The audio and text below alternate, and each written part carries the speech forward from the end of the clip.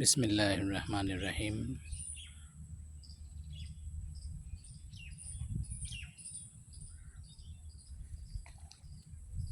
পুকুরের এরিয়া প্রায় 4 বিঘা। এই পুকুরে বেশ কিছু মাছ ছাড়া হয়েছে, তন্মধ্যে রুই, কাতলা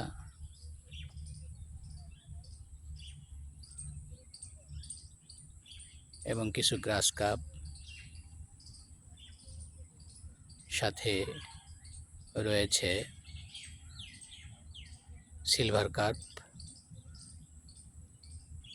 এছাড়া কিছু গুলশা মাছ ছাড়া হয়েছে মিশ্র চাষ হিসেবে। এই মাছগুলো এখন পর্যন্ত অবস্থান ভালো মনে হচ্ছে। প্রথম দিকে কাতলা মাছ 4-5টা ভেসে উঠেছিল এবং সেগুলো মারা গিয়েছিল।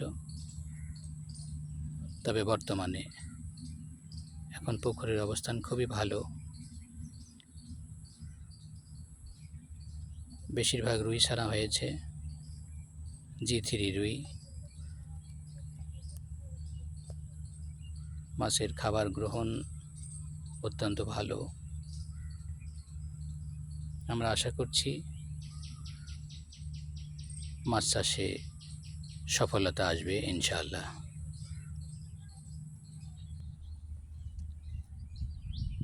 খাবার সাধারণত 2 বার দেওয়া হয়। সকাল 9টা-10টার দিকে ডোবা খাবার, যে খাবারটা সাধারণত রুই মাছ গ্রহণ করে থাকে, পাশাপাশি অন্যান্য মাছও কিছু গ্রহণ করে থাকে। সকালবেলা যেহেতু সারা রাত পানির নিচে থাকার ফলে সকালে সাধারণত মাছ পানির উপরে উঠতে চায় না, তো ভাসা খাবার সেক্ষেত্রে না দেওয়াটাই ভালো। ডোবা খাবার যখন দেওয়া হয় তখন মাছগুলো এসে ডোবা খাবার গ্রহণ করে।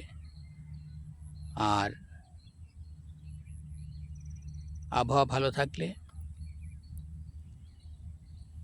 5টার পরে, 4টা-5টার পরে ভাসা খাবার দিতে হয়। তাহলে মাছ আনন্দ সহকারে মাছগুলো খাবার গ্রহণ করে।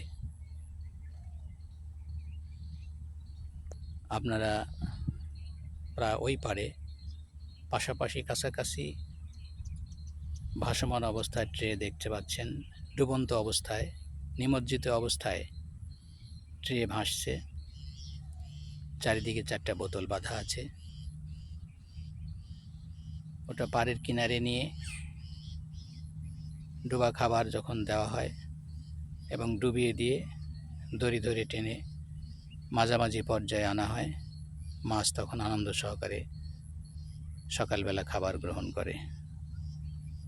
আর বিকালে ভাসা মাছ, ভাসা ফিড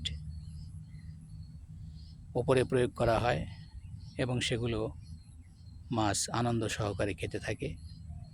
মাছের খাবার গ্রহণ দেখে বোঝা যাবে যে মাছ আসলে সুস্থ আছে কিনা। এখন পর্যন্ত আমরা খেয়াল করেছি মাছ স্বাভাবিক রয়েছে এবং তাদের খাবার গ্রহণ প্রক্রিয়াটাও স্বাভাবিক রয়েছে। আলহামদুলিল্লাহ।